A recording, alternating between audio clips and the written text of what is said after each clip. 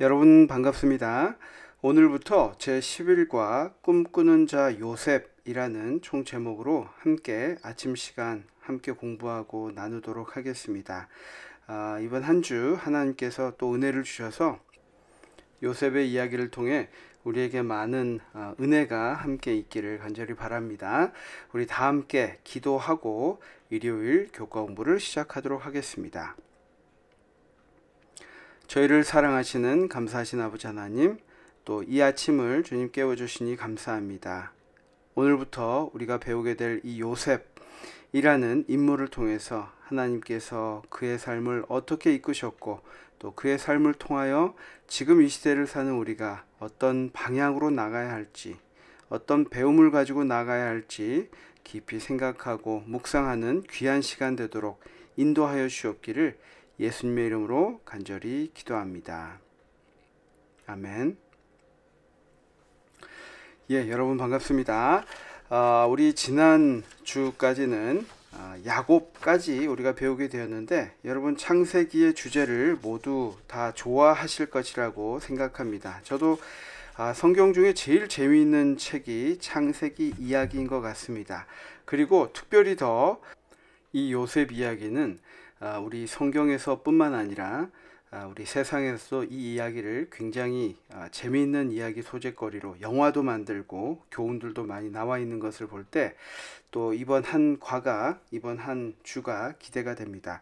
오늘은 150페이지 첫째 날, 제목은 가족 내의 갈등입니다. 가족 내의 갈등. 우리에게 아주 실질적인 이야기가 있는데요. 제가 이 마지막 151페이지의 기도 부분을 한번 요약을 먼저 좀 보고 우리가 전체를 좀 살펴봤으면 좋겠습니다. 먼저 결론을 보는 것과 마찬가지인데요. 요셉을 향한 야곱의 편애가 가족의 분란의 원인이 된 것을 보면서 가정과 교회에서 같은 실수를 반복하지 말아야겠다는 생각을 하게 됩니다. 모든 사람을 예수님의 눈으로 바라보며 있는 그대로 사랑할 수 있게 도와주옵소서. 우리 여기 기도에서 이야기하고 있는 것처럼, 기도의 내용처럼 편애가 가져다 준 이 가족의 불화에 대해서 오늘 좀 집중적으로 살펴보도록 하겠습니다. 150페이지 상단에 보면 이렇게 이야기합니다. 마침내 야곱은 가나안 땅에 정착했다. 여러분 이제까지 교과 공부를 보시면서 여러 야곱이 정말 어려움 가운데서 결국은 이제 돌아온 장면을 우리가 엊그제까지 보았는데요. 이삭은 그 땅에서 이방인이었지만 야곱은 그 땅에 거주하였다. 그러나 야곱이 가족 내부로부터의 문제에 봉착하기 시작한 것은 바로 그때 곧 땅에 정착했을 때였다. 이번에 생긴 문제는 땅의 소유나 우물을 사용하는 것과 관련된 것이 아니라 영적인 문제였다. 여러분 이 전체 이 요셉 이야기를 살펴볼 때에 때로는 이해 안 되는 부분도 있고, 하나님께서 왜 이것을 허용하셨을까? 야곱은 왜 그렇게 행동하였을까? 여러 가지 의문이 생깁니다. 하지만 전체적으로 우리가 이 장면들을 이해할 때, 읽을 때 생각해야 할 두 가지 주제가 있다고 우리 148페이지에선 이야기하고 있는데, 중간 부분입니다. 요셉의 삶은 두 가지 중요한 신학적 진리를 나타내 보여준다. 첫째는 하나님께서 그분의 약속을 이루신다는 것이고, 둘째는 하나님께서 악을 선으로 바꾸실 수 있다는 것이다.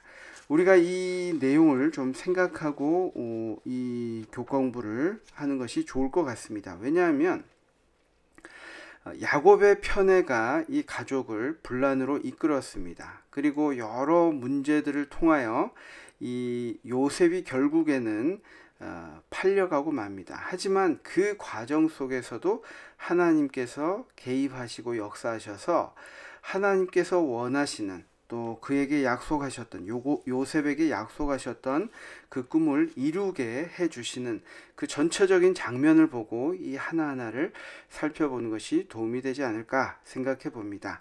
우리 창세기 37장 1절부터 11절까지는 그 말씀들이 나와 있는데요. 제가 빨리 한번 읽어보도록 하겠습니다. 37장 1절부터입니다. 야곱이 가나안 땅 곧 그 아비의 우거하던 땅에 거하였으니 야곱의 약전이 이러하니라. 요셉이 17세의 소년으로서 그 형제와 함께 양을 칠 때에 그 아비의 첩 비라와 실바의 아들들로 더불어 함께하였더니 그가 그들의 과실을 아비에게 고하더라. 요셉은 노년에 얻은 아들이므로 이스라엘이 여러 아들보다 그를 깊이 사랑하여 위하여 채색옷을 지었더니 그 형들이 아비가 형제들보다 그를 사랑함을 보고 그를 미워하여 그에게 언사가 불평하였더라. 요셉이 꿈을 꾸고 자기 형들에게 고하매 그들이 그를 더욱 미워하였더라. 요셉이 그들에게 이르되 청컨대 나의 꾼 꿈을 들으시오. 우리가 밭에서 곡식을 묵더니 내 단은 일어서고 당신들의 단은 내 단을 둘러서서 절하더이다. 그 형들이 그에게 이르되 내가 참으로 우리의 왕이 되겠느냐, 참으로 우리를 다스리게 되겠느냐 하고 그 꿈과 그 말을 인하여 그를 더욱 미워하더니 요셉이 다시 꿈을 꾸고 그 형들에게 고하여 가로되 내가 또 꿈을 꾼즉 해와 달과 11별이 내게 절하더이다 아니라. 그가 그 꿈으로 부형에게 고하매 아비가 그를 꾸짖고 그에게 이르되 너의 꾼 꿈이 무엇이냐? 나와 내 모와 내 형제들이 참으로 가서 땅에 엎드려 내게 절하겠느냐? 그 형들은 시기하되 그 아비는 그 말을 마음에 두었더라. 이 말씀처럼 야곱은 요셉에게 왕자의 옷을 이 채색 옷을 만들어 주기까지 하였습니다. 야곱의 이런 행동이 우리는 이해할 수 있습니다. 그가 라헬의 첫 번째 아들이었던 이 요셉을 장자의 자리에 앉히고자 했음을 우리가 알 수 있는데, 하지만 이것이 너무나 과했던 것을 알 수 있습니다. 그 형들이 형들보다 그를 더 사랑했던 것을 누구나 알 수 있을 만큼 그를 편애했던 것이 이 가족의 불화를 이끌어낸 것입니다. 150페이지 중간 부분에 이런 말씀이 있습니다.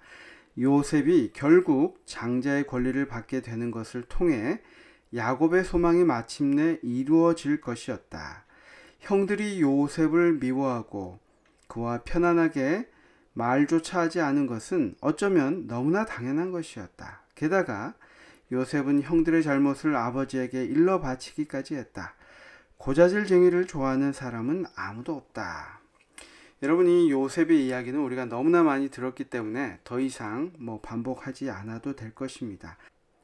하나님께서는 분명히 요셉을 통하여 큰 계획을 가지고 계셨습니다. 하지만 야곱이 그 형들의 시기를 일으킬 만큼 이렇게 편애를 해야 했었나 하는 것은 우리가 다시 한번 생각해 볼 필요가 있는 것이죠. 151페이지 영감의 교훈에도 그것을 지적하고 있습니다. 형들의 질투를 일으킨 야곱의 편애. 어리석게도 야곱은 요셉에게 편애를 나타냈고 이것이 그의 다른 아들의 질투심을 자극하였다. 요셉이 형제들의 악한 행동을 목격했을 때에 그는 매우 괴로워하면서 용기를 내어 부드러운 말로 그들을 충고하였으나 더욱 그들의 증오와 원한을 살 뿐이었다.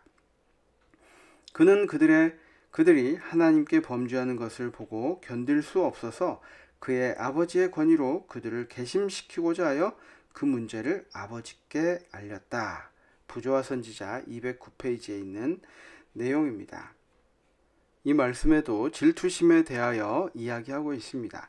질투심이 얼마나 우리의 대인관계 또 우리의 가족 내에서조차도 큰 갈등을 일으키는지 우리는 굳이 요셉의 이야기를 통하지 않고서도 알 수 있습니다. 그렇기 때문에 마태복음 20장 26절 27절 이 말씀에도 하나님께서 주신 중요한 원칙이 나타나 있습니다. 우리 삶에 반드시 필요한 것인데, 너희 중에는 그렇지 않아야 하나니 너희 중에 누구든지 크고자 하는 자는 너희를 섬기는 자가 되고 너희 중에 누구든지 으뜸이 되고자 하는 자는 너희의 종이 되어야 하리라.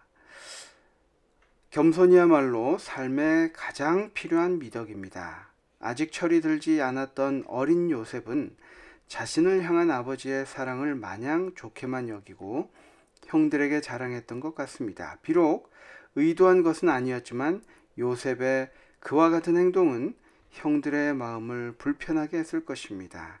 우리가 맺고 살아가는 관계 속에서 예수님께서 보여주셨던 겸손의 모습을 실천할 때 우리의 삶을 통해 하나님께 영광 돌릴 수 있습니다. 여러분, 거기 이제 적용 부분에도 그런 질문이 있죠. 편애와 차별 대우로 인해 상처받았던 적이 있습니까? 어떻게 하면 우리 삶에서 그런 실수를 반복하지 않을 수 있을까요? 오늘의 핵심, 우리가 생각해 보아야 할, 이 아침에 묵상해야 할 주제인 것 같습니다. 때로는 우리가 편애와 차별을 당하기도 하고 또 편애와 차별을 하기도 합니다. 그런데 이것이 얼마나 사람의 마음을 괴롭게 하는지, 여기도 보면 요셉이 동생이었기 때문에 비록 배다른 동생이었지만 참 귀엽고 좋았을 것입니다. 형들도 그랬을 것입니다. 그런데 아버지의 편애가 요즘 이야기하는 걸로 보면 밉상을 만든 것입니다. 그리고 그를 더 예뻐해 줄 수 없게 만든 것입니다. 야곱은 왜 그럴 수밖에 없었을까? 어떻게 보면 그의 부모님들도 그렇게 했기 때문에 또 그러지 않았나 싶은데, 아무리 야곱이 그의 부모들을 통하여, 조상들을 통하여 그것들을 보고 듣고 하였다 할지라도 하나님께서는 우리에게 새로운 원칙을 주셨고 우리에게 마땅히 행할 바를 알려주셨습니다. 제가 어제 한 말씀을 보다가 복음은 선천적, 후천적 모든 결함을 이겨낼 수 있는 능력을 우리에게 준다고 하는 말씀을 보았습니다. 하나님께서 우리에게 주신 말씀, 서로 겸손하고 으뜸이 되고자 하는 자는 너희의 종이 되어야 하리라. 이것이 사회에서뿐만 아니라 어떤 조직에서뿐만 아니라 우리 가족 내에서 이루어져야 할 원칙임을 오늘의 주제를 통해서 우리가 알 수 있습니다. 여러분은 혹시 여러분의 가정에서 이와 비슷한 일을 만들고 있지 않으신가요? 만약에 그러한 것이 사실이라면 이 문제를 가지고 기도를 하시고 우리 자녀들에게 개인적으로 거기에 대해서 용서를 구하고 이야기하는 시간을 가져보는 것은 어떨까 생각해 봅니다. 오늘은 가족 내 갈등에 대해서 살펴보았습니다. 우리가 다시 한번 기도에 있는 내용처럼 요셉을 향한 야곱의 편애가 가족의 분란의 원인이 된 것을 우리가 본 것처럼 우리 가정에서 그것을 반복하지 말아야겠다는 그런 결심의 기도를 오늘 해보시는 건 어떨까 생각해 봅니다. 우리 다 함께 기도하고 마치도록 하겠습니다. 감사하신 아버지 하나님, 요셉의 이야기를 통하여 저희가 다시 한번 우리의 가정을 살펴보게 됩니다. 주님, 혹시 우리가 이와 같은 죄를, 이와 같은 분란의 원인을 제공하고 있다면, 또 그렇게 하였다면 오늘 우리 그 사실을 가지고 하나님께 나오고 또 그것을 위하여 기도하고 또 직접 거기에 대해서 사과하고 용서를 구할 수 있는 그런 용기 있는 부모, 자식이 될 수 있도록 또 오늘의 삶을 인도하여 주옵기를 예수님의 이름으로 간절히 기도합니다. 아멘. 감사합니다. 오늘도 행복한 하루 되시고 내일은 요셉을 향한 공격이라는 제목으로 또 말씀을 나누겠습니다. 내일 뵙겠습니다. 감사합니다.